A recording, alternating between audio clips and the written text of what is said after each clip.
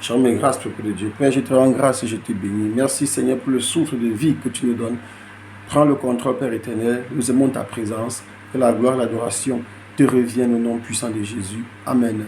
Bien-aimés, aujourd'hui, le Seigneur nous demande de cesser de lui rendre un culte détestable. Comment est-ce que nous lui rendons un culte détestable? Le Seigneur nous parle à partir du livre de Amos, chapitre 5, verset 21. Le Seigneur dit: je déteste vos pèlerinages, je ne veux plus les voir, dit le Seigneur. Je ne veux plus sentir vos cérémonies religieuses, ni les sacrifices complets que vous venez me présenter. Oui, nous avons nos pèlerinages que nous faisons parfois. Certains groupes font une fois par an. Ils doivent aller quelque part se recueillir. Et il y a d'autres aussi. Parfois, ils organisent des cérémonies religieuses à l'occasion des deuils, des funérailles, peut-être des anniversaires de quelqu'un qui était mort. On organise l'anniversaire pour l'honorer. Il y a d'autres cérémonies aussi religieuses qu'on organise parfois. On a nommé un ancien quelque part et les gens organisent la fête. Or, parfois, cet ancien qu'on a nommé n'est même pas dans les règles établies par Dieu qu'on l'a nommé. On sait que dans d'autres congrégations, les gens payent pour avoir les votes des personnes, pour qu'on les vote pour être anciens. On sait qu'ailleurs, on choisit les anciens en fonction de leur porte-monnaie. Oui, et les gens sont là. D'autres sont même anciens. Pendant qu'il est ancien, il est membre aussi dans un groupe dans lequel appartient une déesse de son village. Et le Seigneur n'est pas d'accord avec tout ça parce que nous ne le servons pas normal comme il faut, mais nous lui rendons des cérémonies. Parfois, nous mélangeons, nous sommes des boubous à double face. Comme j'ai dit, tu as un pied avec Dieu, tu as un pied avec les esprits de famille et tu dis que tu es en train de servir Dieu. Le Seigneur n'est pas d'accord avec tout ça, bien-aimé. Si nous voulons servir Dieu, servons-le seul et servons-le en esprit et en vérité. Bien-aimé, il est important que tu saches. Quand tu vas chez les marabouts, chaque jour tu as à manger là. Ce n'est pas parce que le marabout t'a donné à manger. C'est parce que Dieu déverse ses bontés. Ce que tu reçois tous les jours, c'est Dieu qui déverse. Le marabout ne donne rien. Donc Satan ne donne rien. Pour qu'il donne, il faut qu'il crée. Or, il n'a rien créé. Le monde spirituel, c'est un monde d'illusion. Donc c'est un très grand illusionniste, ce Satan. Donc cessez de croire en ces choses qu'il fait. Mais donnez votre confiance entière en Dieu. Mais le Seigneur continue, il dit: je n'éprouve aucun plaisir à vos offrandes de grains. Je ne regarde même pas les veaux gras que vous m'offrez en sacrifice de communion. Donc, bien aimé, c'est tellement grave que le Seigneur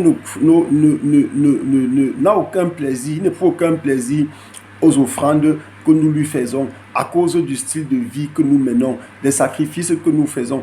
Dieu ne regarde pas cela. Oui, tu vas faire les offrandes à Dieu, mais le lendemain, tu te retrouves au village en train de craser, en train de brûler la poule ou la chèvre pour découper la chair et déverser sur le crâne de quelqu'un qui est mort depuis des années. Si tu as pu enlever ce crâne-là et mettre dans une maison, ça veut dire que c'est quelque chose qui n'a pas de valeur, bien aimé. Quelqu'un que tu as vu mourir et que tu as enterré, on te dit d'aller enlever le crâne, tu cours aussi, tu te connectes au diable et tu honores chaque jour. En même temps, tu vas à l'église, tu es au premier banc à l'église.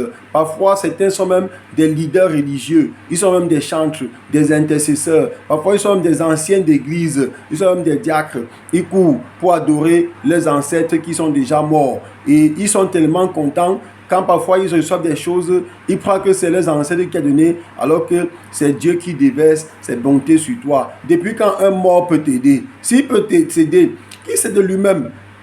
S'il peut t'aider, bien-aimé, qui commence à lui-même s'aider lui-même?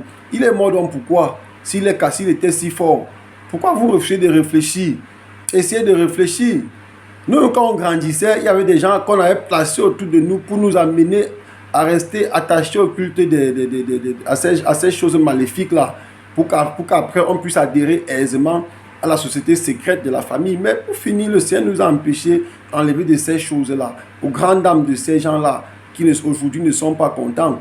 Mais tant pis pour vous. Si vous n'êtes pas content, c'est votre problème. Aujourd'hui, on vous prêche un évangile de vérité, parce qu'on veut que vos vies soient sauvées. Vous nous avez menti, mais nous, on ne vient pas mettre le mensonge sur le mensonge, mais nous on vient vous dit la vérité, parce que c'est la vérité qui sauve. Le mensonge n'a jamais sauvé quelqu'un. Le mensonge n'a jamais aidé quelqu'un. Le mensonge n'a jamais conduit quelqu'un au ciel. Jésus-Christ est venu avec un évangile de paix, un évangile d'amour, un évangile de vérité. La preuve, il a dit, je suis le chemin, la vérité et la vie. Nul ne vient au Père que par moi. Et c'est ce Jésus-Christ-là que je suis en train de prêcher aujourd'hui. Bien-aimé, toi qui es un boubou à double face, toi qui sais Dieu tous les jours, mais le jour où tu entends qu'on a tué le mouton, tu cours manger. Toi qui sais tous les jours, le jour où tu entends qu'il y a un grand deuil, tu cours t'asseoir, tu manges le deuil, même plus que tout le monde. Change de cœur. Dieu veut que tu changes parce qu'il veut te sauver. Merci.